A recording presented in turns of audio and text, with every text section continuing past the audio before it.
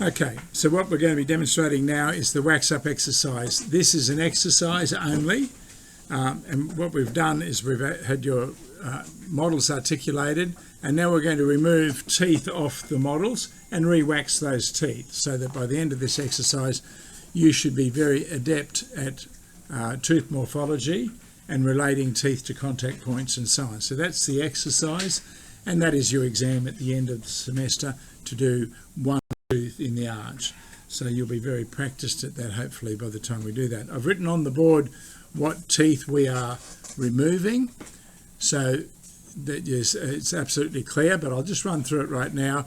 We're going to be removing the 1-1, the 1-3, the 1-5 and the 1-7, and then in the lower arch we're going to be removing the 2-3, the 3-3, the 3-4, the 3-6 and the 3-8. Sorry, you said 3-3, but on the board it says 3-2. 3-2, sorry, 3-2, Okay. 3-4. Is that right? That's what I've got written? Sorry, I said it wrong. Okay, so, and we're going to remove those teeth one at a time and then re-wax them one at a time. We do not remove all of those teeth at once because you won't have the tooth on the opposite side of the arch to relate to. So this is an exercise in mirroring the anatomy of the tooth here. Once I remove that tooth, I would have this tooth to mirror, and that's what the exercise is about, okay? Because for the rest of your career, you're going to be putting something in the mouth, a composite filling here, and you're going to use the tooth on the opposite side of the arch if it's there to relate to. So transferring from one side of the arch is part of our career from now on. We need to embrace it, and that's part of this exercise as well. You might notice on some of your models there are extrinsic bubbles like this one here and this one here. We must remove those first. They're just a fault in the mould that you poured it from. They're not a fault in your pour. Okay, so we would go around and remove those bubbles, and I'm just using this little scalpel blade to remove that if you have a scalpel blade or a very sharp lacron. And the way you do that is just pare it away carefully in this direction until you get down to being able to remove that completely from the tooth and recreate that there. And this in itself is an exercise in tooth morphology, isn't it? Being able to look at what it looks like on the other side of the arch and remove those bubbles appropriately. Okay? So you can use anything you like to do that, whatever you feel comfortable with, but make sure that you do remove those so that we can then cut the tooth off exactly the way that we want it. Okay? So, if we're going to start here and remove this one, this one, this one, and this one, I'm going to start with this molar first, simply because it's larger than removing a smaller tooth, and it's going to be easier for you to start with a large tooth where there's more space to remove. So, the exercise is that we're just going to cut this down to 1 millimetre above the gingival roll, okay? That's pretending that this is a crown and you've prepped it like you're going to be doing in the sim lab, 1 millimetre above the gingiva or gingiva level, okay? I don't know what the instruction is in there, but we're just going to remove it completely and then just re-wax it to get practice at doing that. Because when you get your crown prep across, you will actually be waxing a crown to the margin that you've cut. But for the exercise, we're going to do it this way. So it's pretty simple, really. We're just going to take a cross-cut burr, the flame-shaped cross-cut burr. Can you see that fella there? So you have what we call a rat's tail burr, which is like that, and you have this one. They're both similar fluting. Do not use your plaster burr, which is the same shape as this or similar, but has very deep, heavy fluting in it. Okay, that's made for removing bulk plaster on models when you want to remove the palate or something like that. In this case, it's a bit too rough to remove this. We're going to use this burr. It's a little bit smoother and a bit more forgiving for you to remove that. Okay, so we're just going to click this model off our articulator. And I'm going to do this without the vacuum so you can see it. Maybe I could move this over here a little bit, and I will bring the vacuum out so that you can see what I'm doing. So I'm removing this tooth here.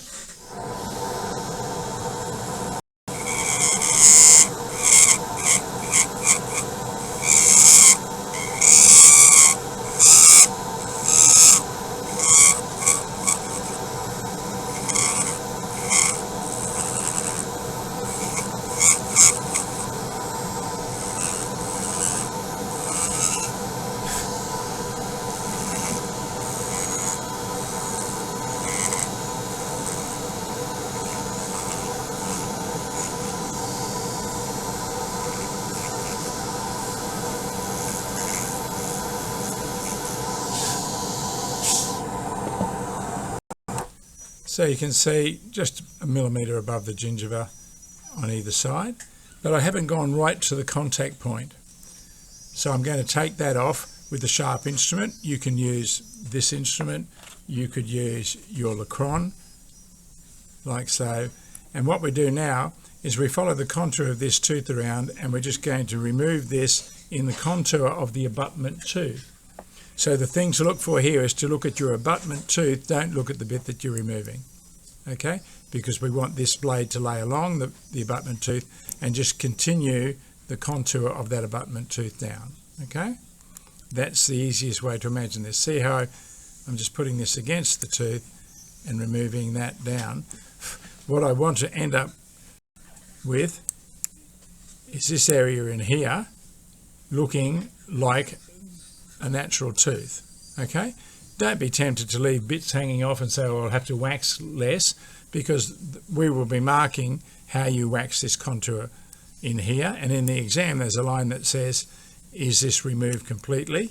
And you lose 2 points if it's not removed completely. So don't, just get used to removing it completely and making this tooth look like a natural tooth through here.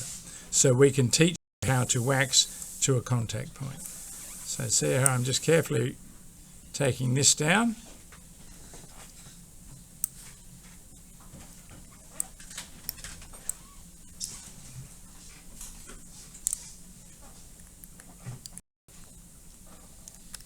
If you have a scalpel, there's scalpel blades available in the drawer. And we want that interproximal to look like that.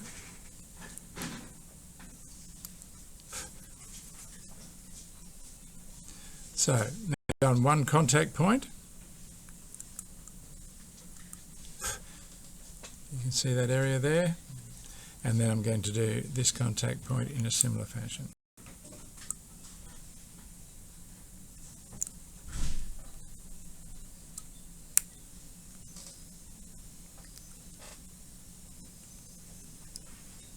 So take your time with the first one, and then you'll get more confident as you go prepping this tooth. This is exactly how you will be doing it in exam, exactly.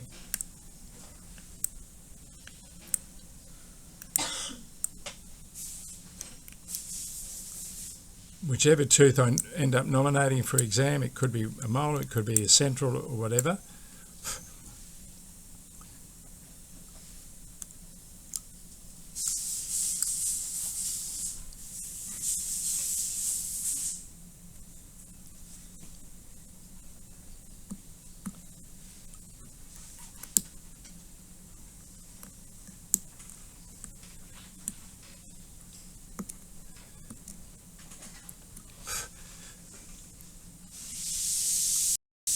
Okay, so I've removed that. You can see that now looks perfectly like a tooth, like we've extracted that tooth, and same here, like it's just been extracted. So now I'm going to do a little thing that is purely for this exercise, for no other reason. You wouldn't do this with a crown or anything else.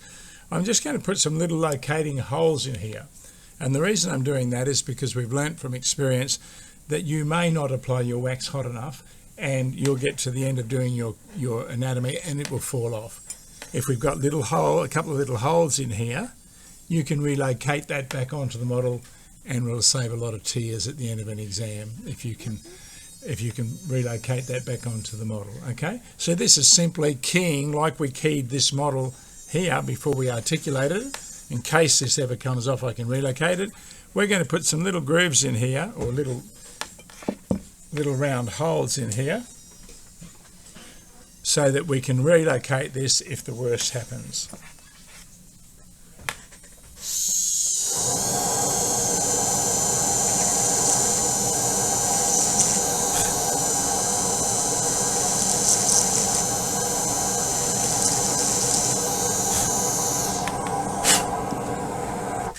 So please don't come to me and show me the holes or ask me where they should go. They can go anywhere as long as they're random holes, and you can relocate your crown if it falls off, okay? So at this stage what I would do is then blow this off well with air,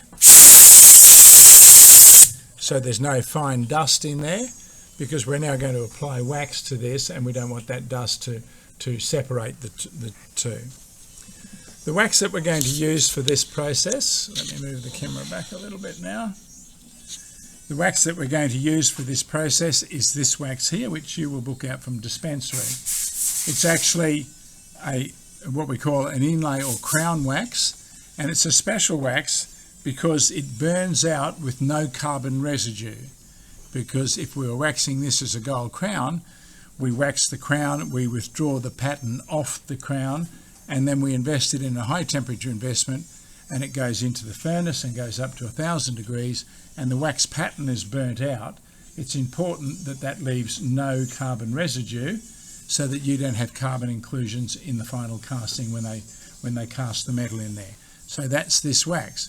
It's characterised, besides having a no carbon burnout, it's characterised with being able to be carved.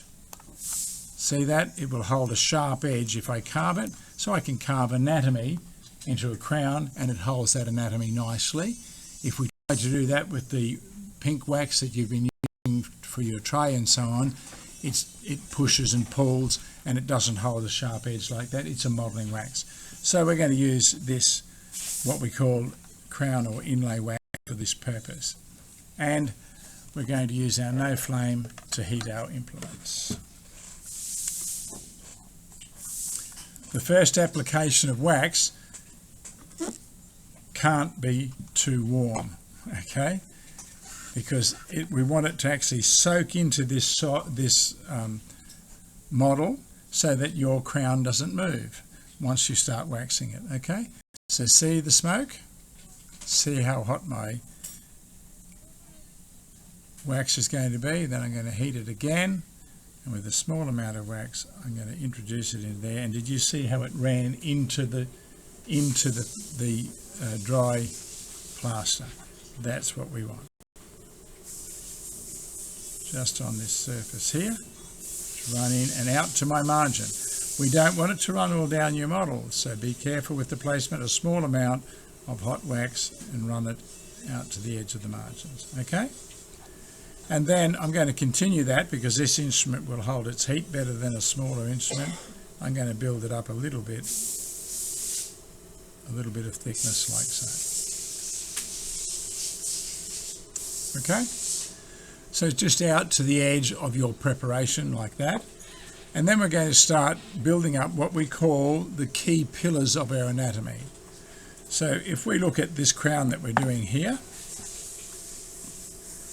and we look at it over here, we're mirroring this, and the key pillars of this anatomy are the 4 cusps.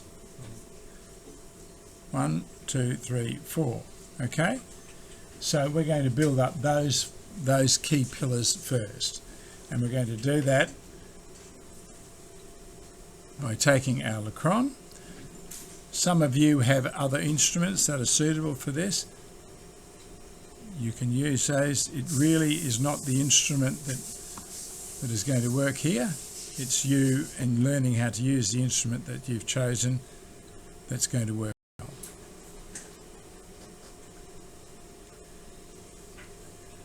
So I'm just going to build a little pillar up here.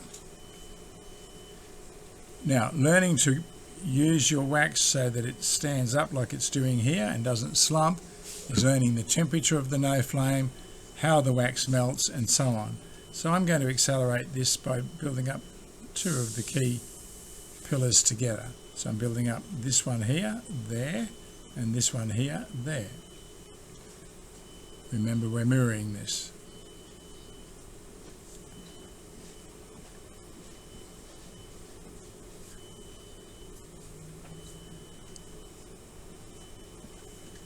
And if I'm brave, I will start doing my third pillar over here.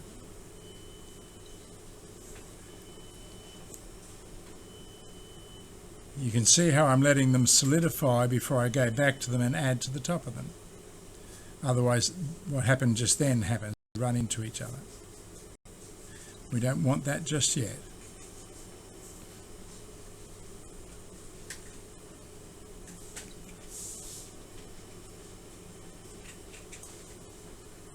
There are other methods of doing this. Would I do it this way professionally? Yes, I do it this way professionally. Would Ranksia do it this way? I don't know. She professionally, but this is a way that you can get a very good result very quickly, and I suggest that you do this before you go off developing other techniques, that you learn this one first, because I know that this works consistently for students starting into their first wax up. Okay, so building up the pillars. Now, when you're getting one pillar up close to the occlusal surface, we're going to put this back onto our articulator, and we're going to close the articulator and see if it's in contact. And if you look at that, the wax isn't in contact yet. So I know that I can continue to build up this one. So I'm going to focus on this cusp here and build him up a little bit further.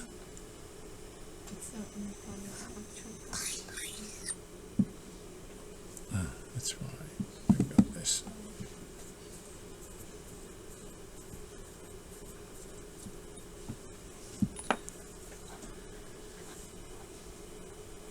So just focusing on this cusp here, and going to build him up.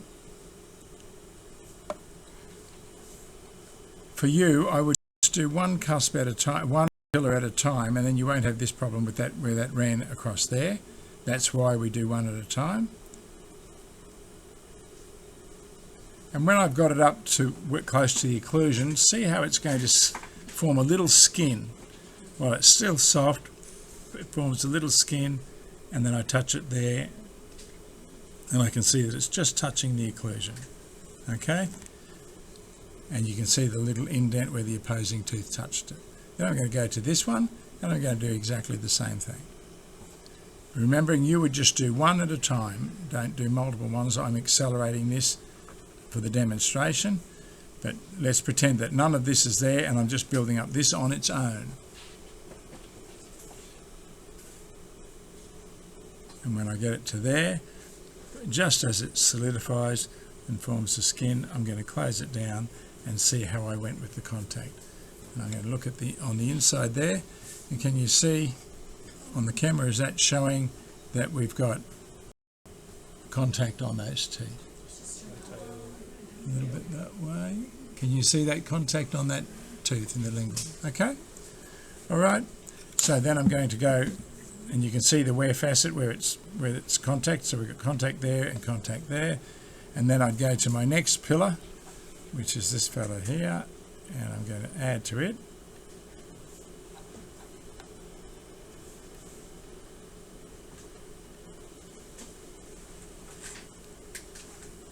And again, as it solidifies, I'm going to close it, and you can see how it fits neatly into the opposing tooth there, into the anatomy of the opposing tooth. And now my fourth pillar, remembering that I would implore you to do these one at a time so that you can see clearly that you're getting to the occlusion. And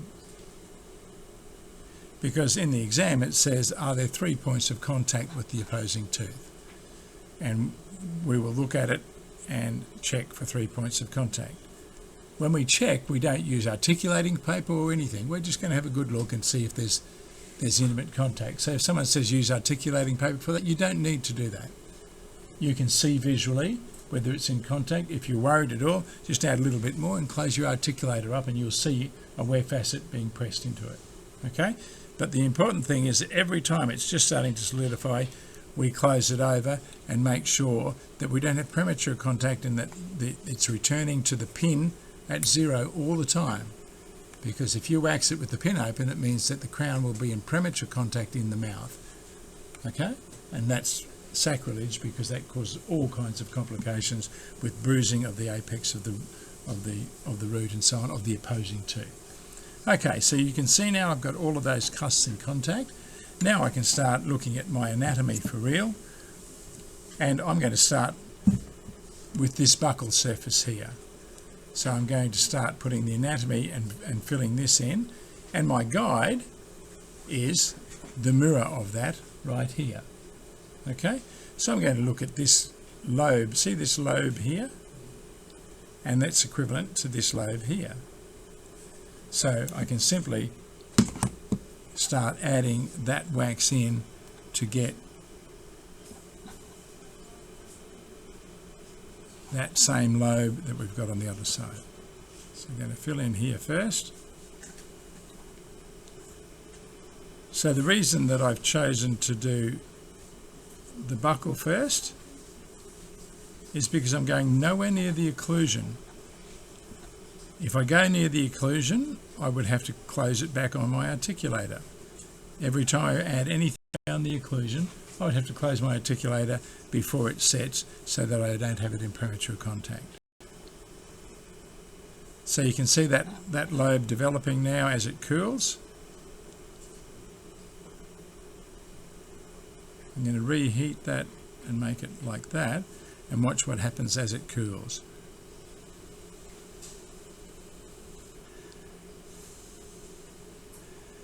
So we've got that nice lobe that just happens to exist over here. Can you see it there?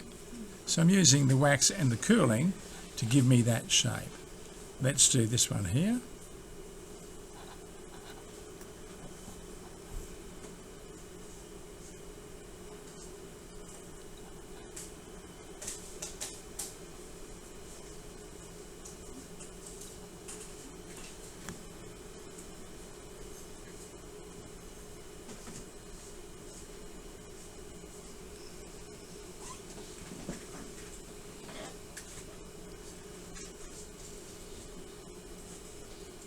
As it curls, I'm going to look at this here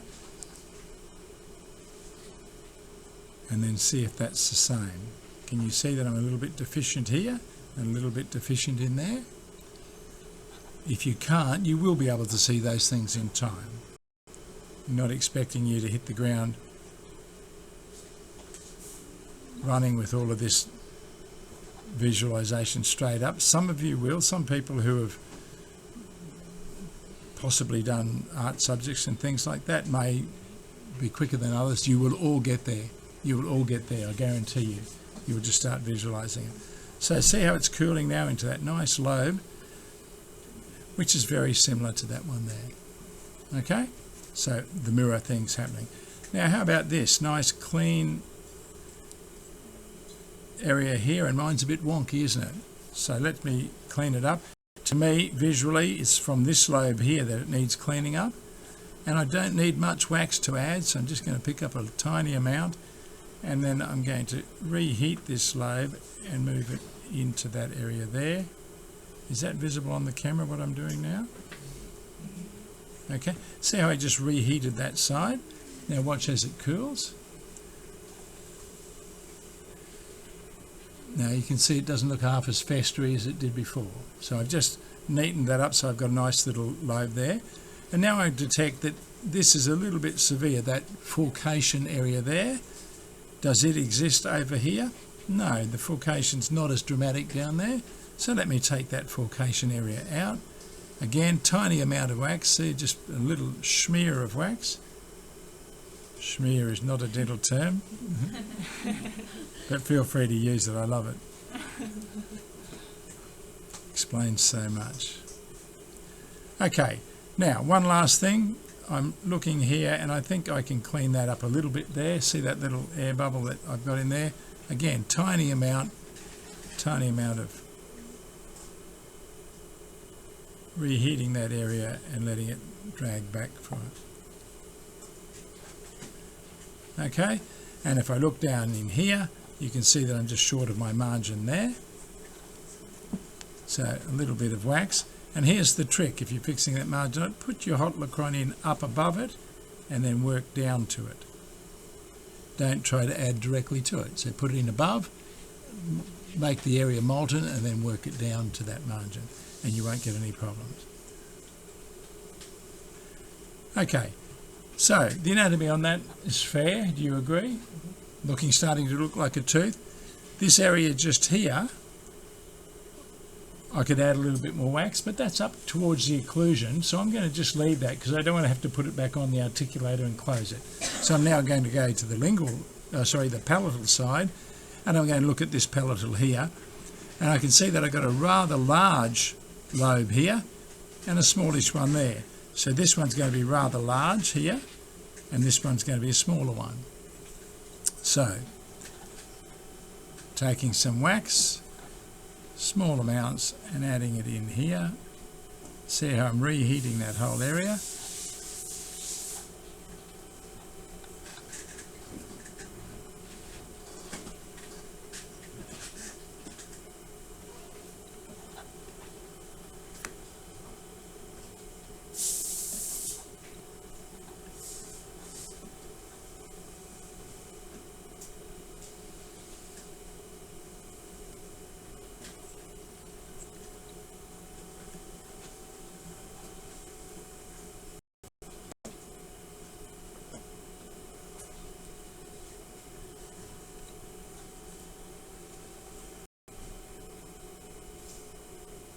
It is always better to do this with the addition of wax and not over-wax it and try to carve it back. You can do that, but that's going to take you a lot more time to do, and particularly again if you're in an exam when you're under the pump. If you can learn this technique from the start, where you're placing your wax and you're not having to go back and carve it, or if you do carve it, it's only minimal, then you're going to be a lot faster than if you're carving away.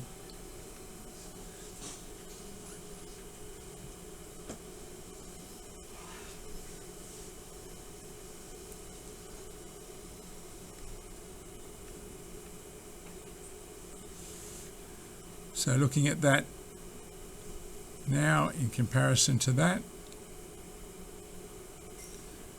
going to add a little bit more in here.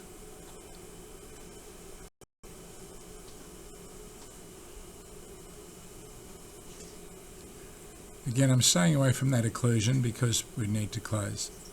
So now I have the buccal, the palatal and the buccal fairly close to what I want. So now I'm going to start looking at the anatomy on the occlusal surface, and here's where I need to bring my articulator back into action.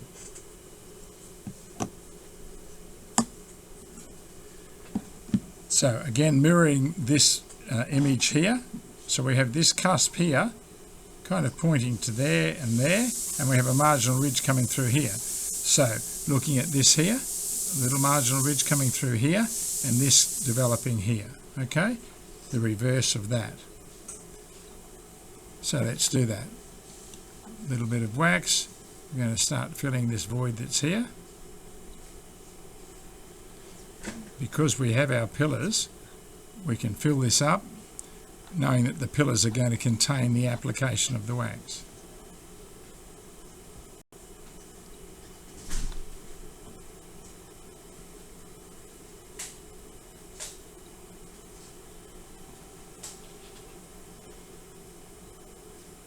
The reason that this exercise is in your course is because when Griffith was developing our curriculum, we looked at the universities that were the highest qualified, highest ranked in the world. Universities like Hong Kong University, which was the number one at the time, and various others, Scandinavian universities and so on.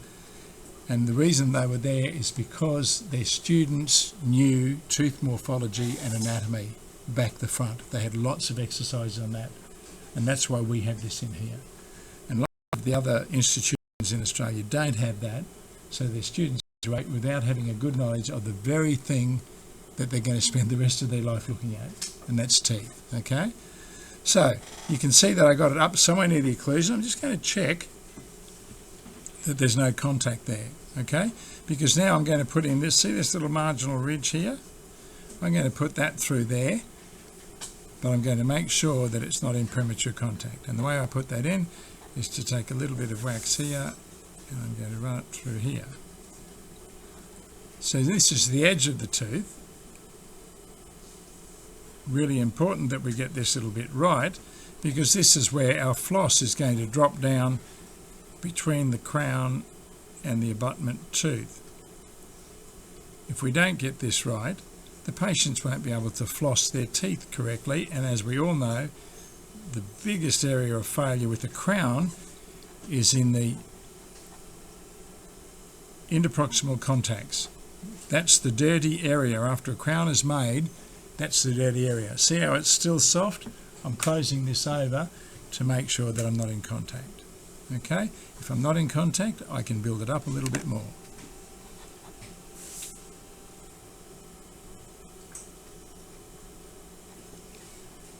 See the marginal ridge forming as it curls? See the anatomy forming there? Just going to check it that it's not in premature contact. Still can't see a wear facet there.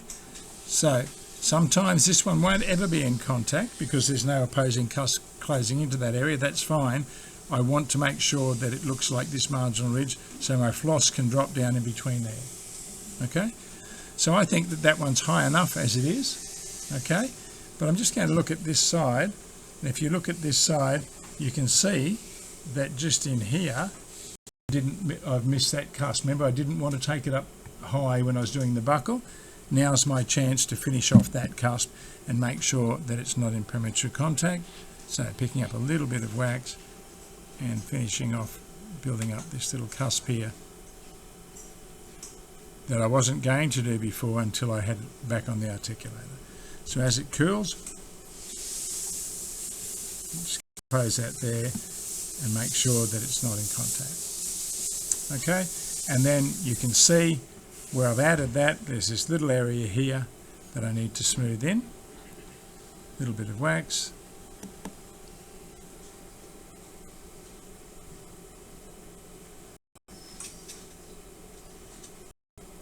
And now I've just completed that area that I was concerned about before. Okay? And this is how we progress all of our waxing from now on. You can see that this lobe here is this lobe here. Okay? And it's got the center ridge here and it's got a little bit of anatomy there. I've got that, and this is coming down nicely, so I don't need to do too much to that. It's already there. So now I'm going to fill this little area in here so that I can start on another piece of my anatomy.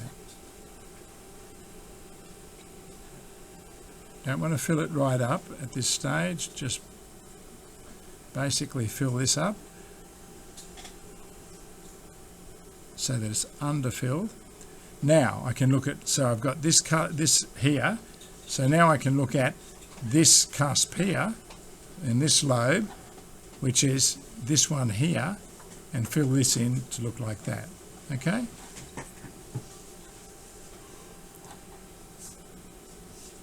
Touching on the lobe and then pushing it out there. Did you see how I had a little bit too much wax on there and it was a little bit too hot? And I lost my marginal ridge. I'm just going to go in and put that back in there while this is still soft, and then I'm going to close this while it's still soft to make sure I had no premature contact. Okay?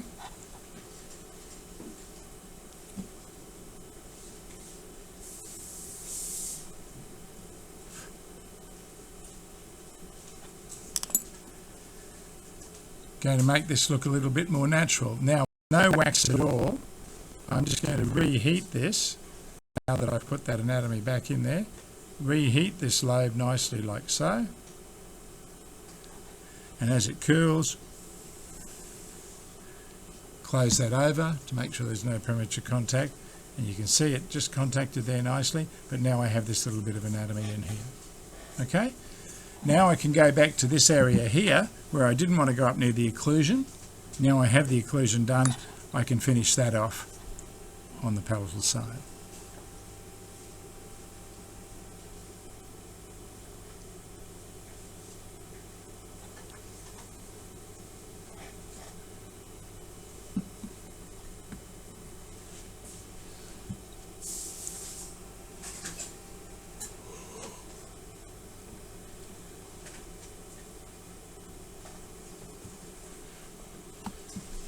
So I'm going to progress this on and now do this one here and then this one here, but you can see what I'm doing each time. This is an exercise in frustration. No, not an exercise. It's an exercise in learning how to work your lacron and the heat from the lacron. It's learning how the properties of this wax, and it's learning how to visualize across the arch. So that's why we're taking off one tooth at a time and re-waxing that tooth so we can visualize across the arch. And it's embedding in your mind the anatomy of every tooth in the arch. By the time we finish this exercise, especially if you choose to do it multiple times, and I would encourage you to do that, the more times you can do this, the more comfortable you'll be when you go downstairs and in the rest of your career, because you'll be able to, in your sleep, know the anatomy of every tooth without having to refer to a book or something like that, okay? And this is where the profession you've chosen to be in. It's a great profession, but only if you master these skills, okay? That's why we have the exercise in. So please don't treat it as, I want to get this to Mark to sign off as quickly as possible so I can do the next thing.